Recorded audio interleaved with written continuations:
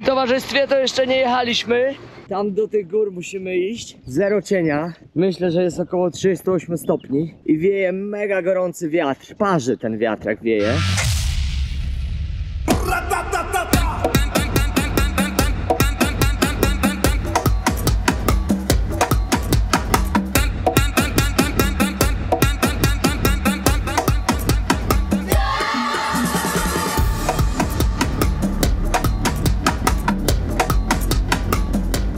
Do tych gór musimy iść i później w prawo i dojdziemy do kempingu. Kempingu nad rzeką Zambezi, która jest przepiękna. Pływają w niej hipopotamy, dzisiaj jednego widzieliśmy. Małpy tu szaleją.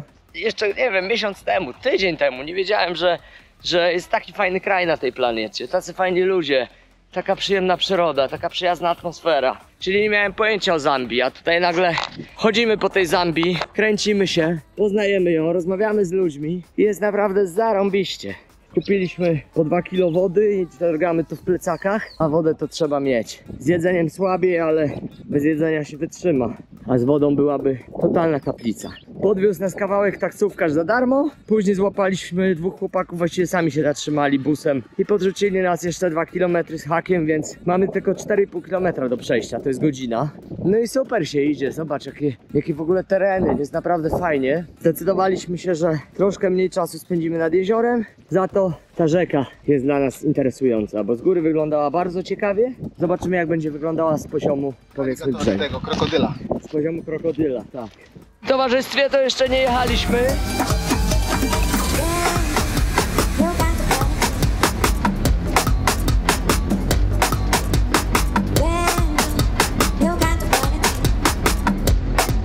Ja muszę usiąść, ja idę tu.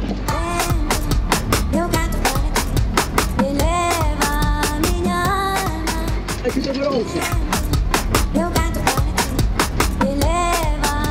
Ale się poparzyłem.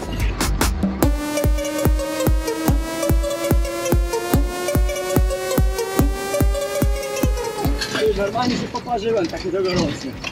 Rękę mam poparzoną. No i jedziemy z chłopakami na paczę. Zaraz wysiadamy. Jak to wygląda?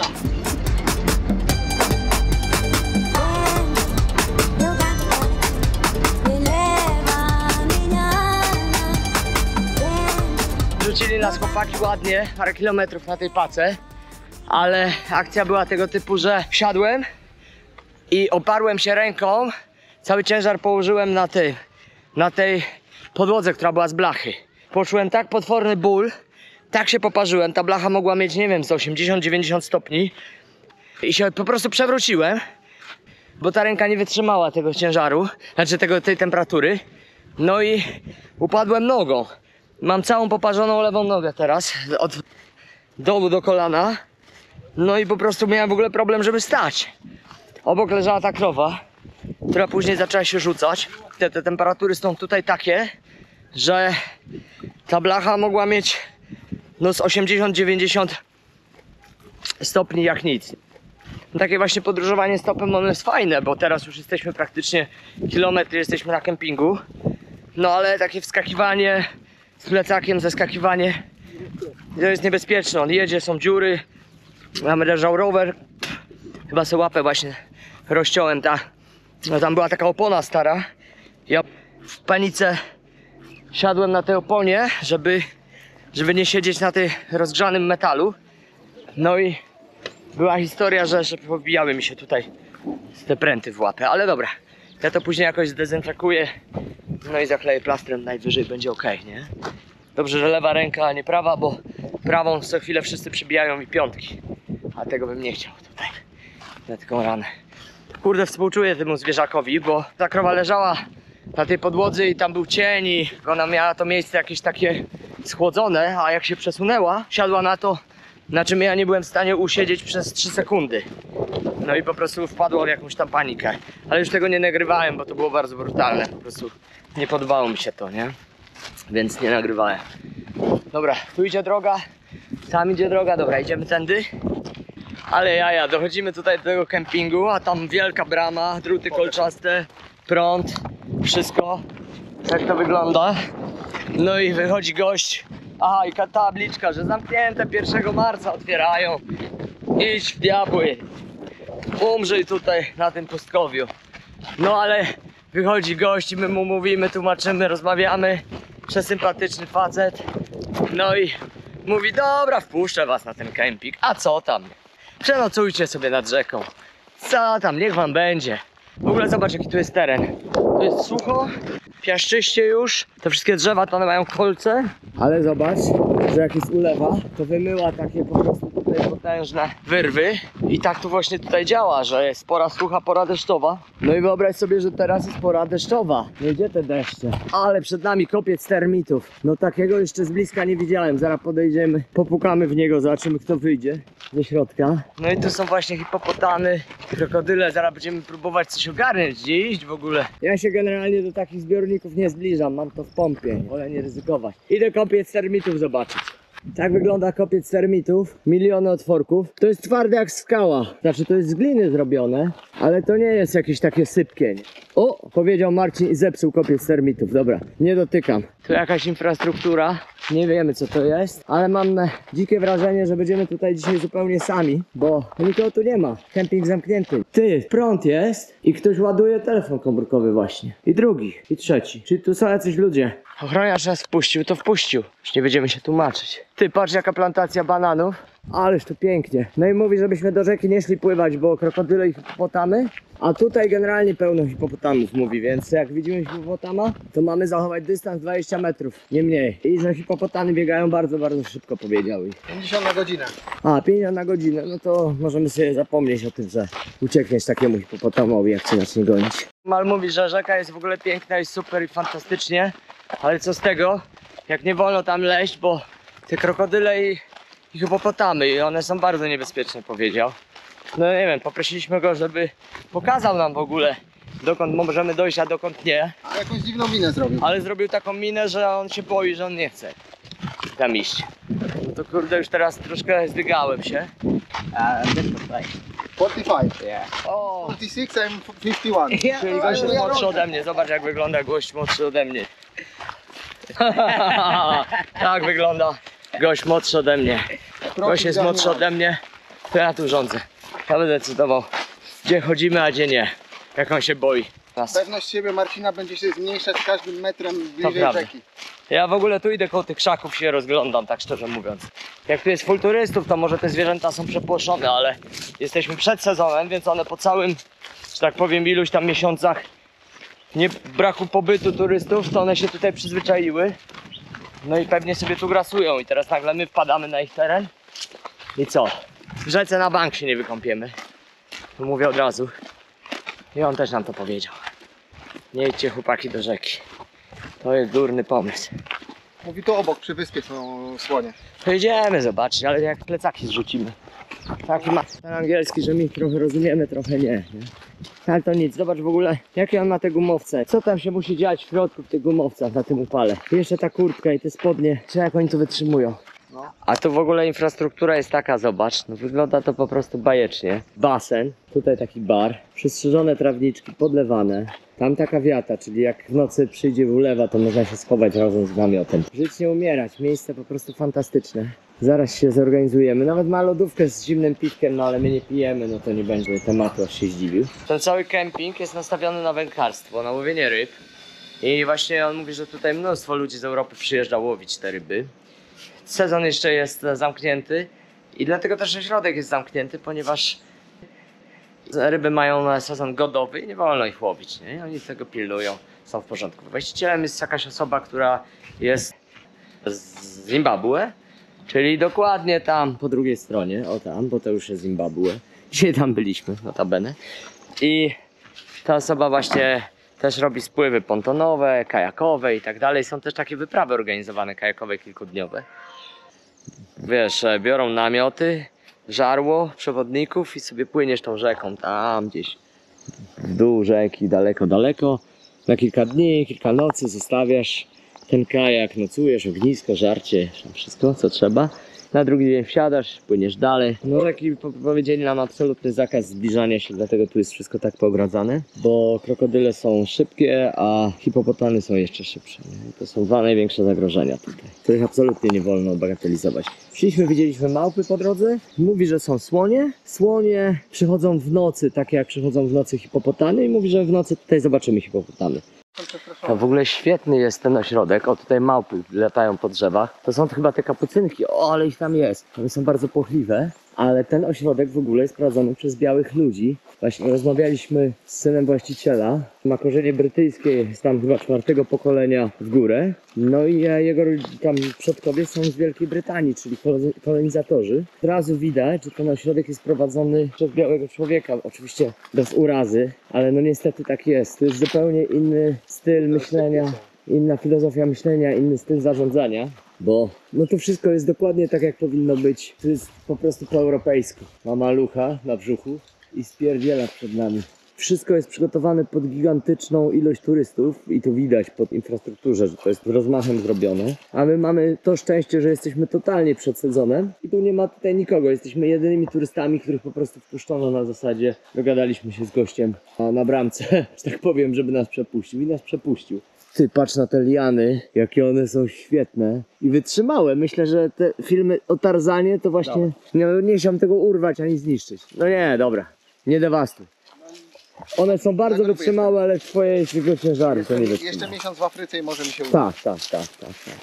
My tutaj ostro chudniemy, ale jak widać niewystarczająco ostro.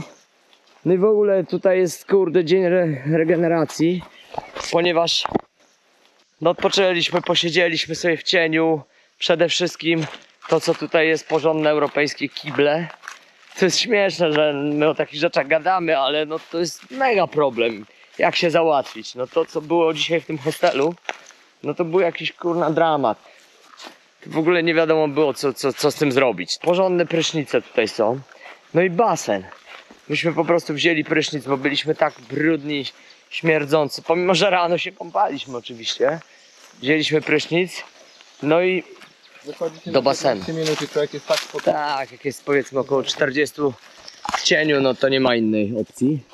Więc skoczyliśmy do basenu, posiedzieliśmy w tym basenie chyba, nie wiem, kurde, z godzinę albo i lepiej. Odmoczyliśmy cały brud afrykański. No i teraz idziemy się przejść, zobaczymy tutaj tą plantację bananów jakoś tak bardziej dokładnie. Mamy trochę cykora, bo skoro te hipopotamy tam łażą po nocy, a te nasze namiociki takie do dupy, no to jednak trochę bliżej cywilizacji, bo on powiedział, że tak czy inaczej te hipopotamy będą się kręcić. No ale im bliżej baru i zabudowań, tym tych hipopotamów mniej. Ja chętnie je nagram i tak dalej, ale wolałbym chyba jakby całą noc wśród hipopotamów nie spać, bo no bo kurna nie wiadomo jak to zareaguje. One są po prostu śmiertelnie groźne. Nie, że mogą... Potrafią się przespacerować zwyczajnie po namiocie, a wtedy to już jest koniec. No po prostu jak nadepnie na ten namiocik, to tylko będzie i pozamiatane z zawartością namiotu. A jak się spłoszy, denerwuje, to jest skrajnie agresywny i po prostu weźmie człowieka i przegryzie na pół. Więc akurat hipopotamów jakoś tak się boję, więc wolałbym nie ryzykować, więc stwierdziliśmy, że okej, będziemy spali wśród hipopotamów, ale mniejszej ilości hipopotamów niż większej. Więc jakby taki plan. W ogóle zobaczymy jak to pójdzie, najwyżej oka nie mrużę całą noc. No i oni tutaj jeszcze... Marcin jest mrużony. No właśnie. O, a tak wygląda recepcja tego środka. No pełen wypad. Wchodzisz sobie tutaj i masz brytyjski porządek. I w ogóle ten syn właściciela powiedział, że w Zimbabwe bardzo dużo jest białych, tak jak w RPA. I to są byli kolonizatorzy. Ich potomkowie oczywiście. I głównie chyba tylko Brytyjczycy. Więc oni tam, jak widać, z pokolenia na pokolenie natrzepali pieniędzy i zgromadzili majątki. I teraz te majątki inwestują. Patrz jakie liany. No i to jest po prostu wymarzone dla małp, bo one się potem wspinają. Dochodzimy do tej plantacji bananów, a banany są jeszcze niedojrzałe. Zobacz jakie są w ogóle zielone. To jest system nawadniania, widzę. W ogóle oni tutaj bardzo mocno leją tą wodę i się w ogóle jakoś tam za bardzo nie przejmują tym, ile jej zużywają. Bo mają jakiś system bardzo mocnych pomp i generalnie walą tą wodę z rzeki. Więc to wszystko mi tak bardzo ładnie się spina. No cała ta infrastruktura, całe te tereny, ja nie wiem ile to jest hektarów, ale wydaje mi się, że kilkanaście, jak nie kilkadziesiąt. A kto wie, czy nie więcej, bo w sumie trudno powiedzieć. Z zewnątrz jest to ogrodzone bardzo ładnym płotem, z drutem i tak dalej. Widać, że tutaj włożone zostały miliony, żeby tą całą infrastrukturę utrzymać. O, a oni tak widzę podpierają kijami te bananowce, one im glebły. Kurde, to w ogóle jest takie, wiesz, bardzo niestabilne. Dobra, podejdźmy do tego, zobaczmy. Aha, ja pierdzielę, ja nie wiedziałem, że to jest taki kurde klej papier nożyce. Drzewo przede wszystkim. To nie jest drzewo. No właśnie, nie zachowuje się jak drzewo. Takie warstwy No, i w środku jest ogromna ilość wody. Jak A. to zetniesz, to normalnie... leci. Tak. Czyli to normalnie tak jakby papier taki porolowany. No. Coś jak trzcina jest zwinięta. A taki kiść to podejrzewam, że waży kilkadziesiąt kilogramów. Nie wiem, czy to jakieś zwierzę nie będzie ciężkie. I ja pierdzielę, nie jestem w stanie tego ruszyć. To z 50 kg to może ważyć, myślę, spokojnie. A to jeszcze przecież nie dojrzałe, a będzie 2 razy większe. O, kopce termitów, zobacz. Taki mini kopczyk. Kwiat bananowy, ale on pachnie, kurde. A, to są małe bananki, rozumiem chyba. No. Tak mi się wydaje. Oni go ścięli, albo się złamał, no to myślę, że można go rozparcelować. I on tak wygląda, ma w sobie takie tutaj różne Warstwy. warstwy. I to ślicznie pachnie. Mi się wydaje, że to są małe banany, ale może się mylę. Myślę, że się nie mylisz. I teraz odrywamy te banany i jedziemy do następnego. Ha! I znowu banany! I pachną przepięknie. Kurde, normalnie bym to aż zjadł. Teraz wszystko jasne, że ten kwiat, który jest naprawdę ciężki, solidny, jakby tak komuś przywalić, to można zrobić krzywdę. Składa się po prostu z liści i warstw. I warstwa za warstwą, o, Później przeradza się to w to, co widać po dokładnie. marcinowych lewej i prawej stronie. Tak, i tu, o, zresztą to tutaj jeszcze są, to są jeszcze nierozwinięte małe bananiki. Później one są coraz większe. Ich tu rośnie tutaj coraz więcej. To zobacz jak to wygląda, no pięknie to wygląda. I oni tutaj strasznie nawadniają, a to drzewo, które nie jest drzewem, lekko ruszysz paluszkiem i ono się przewróci i połamie, więc pierwszy raz w życiu mam okazję sobie tak rozparcelować właśnie jakby tego kwiata bananowego, który de facto jest zlepkiem różnych owoców. Jedziemy. No i Nie, jedziemy. pokaż, dalej, zobaczmy co w środku. No jak zobaczmy co w środku? 50 takich warstw, No i nie? dobrze. Rozkręcamy następną. A może, Proszę bardzo. a może w środku jest matrioszka? Matrioszka. Następna matrioszka. A już mi się ręce kleją, bo to takie klejące. Umyjemy, wody jest pełno wszędzie. Ha! I następne. W ogóle te kolory są przepiękne. Podobają mi się. I ten cały zapach, który tutaj temu wszystkiemu towarzyszy. Maciek mówi, że to jest gorzkie, ja nie próbowałem, ale zapach przesympatyczny. I zobacz, Zmieniają się kolory. kolejne bananiki. Zmieniają się kolory? Mhm. Ciekawostka. No to Ciemne, jasne. jedziemy dalej. Mamy czas. Coraz bardziej żółte. Czyli po prostu z wierzchu są chyba czerwone, te bordowe, nie wiem jak to nazwać. A im dalej, tym las. bardziej żółte. O, O, tu jest rzeczywiście. całkiem żółty. Teraz to już wygląda powoli jak kukurydza. Ale bardzo fajnie to jest tak Trochę jest to jak kukurydza. pozawijane. No. Taka kukurydza, która się przeradza później w ten. No i oczywiście coraz bardziej. Ale zapach, ojej, ale fajny. Od razu mi się zachciało jeść banana. No tylko nie będziemy im tego zrywać. O.